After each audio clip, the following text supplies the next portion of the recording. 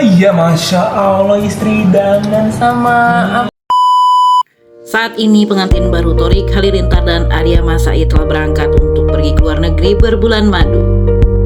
Namun sebelumnya Torik Halilintar dan Arya Mas Said mengunggah sebuah video tengah menyiapkan segala keperluan untuk pergi berbulan madu. ringan banget. Aku apa-apa. Ini nggak dibagi-bagi gitu. Torik Halilintar mengaku cukup kaget dengan kisaran biaya sewa penginapan untuk berbulan madu mereka. Pasalnya untuk penginapan mereka saja ada yang tembus sampai harga ratusan juta per malamnya. Istri milih, laki bayar. Itu kan? Diketahui Torik akan mengajak Alia berbulan madu untuk keliling Eropa. Ada beberapa destinasi yang ingin mereka kunjungi mulai dari Roma hingga Santorini, Italia.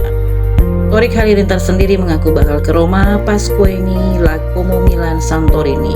Soal penginapan pun di berbagai destinasi tersebut, Torik mengaku cukup kaget dengan harga sewa hotel yang cukup fantastis.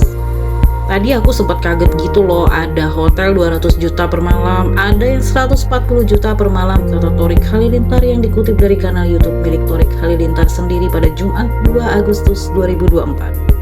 Menanggapi pernyataan Torik, Alia Mas Said setuju jika biaya penginapan selama bulan madu tersebut. Mahal banget memang, ya nggak apa-apa lah ya, kan buat honeymoon cuma sekali, honeymoon kan yang baru nikah aja, kan ada baby moon kalau ada anak-anak nanti, balas Alia Mas Said menimpali Torik Halilintar. Mahal banget memang ya. Nggak apa-apa. Kan honeymoon tuh cuma sekali. Honeymoon baru nikah. Nanti baby moon kalau udah punya Iya, anak. abis itu ada moon apa lagi? Moon anniversary. Iya, moon anniversary.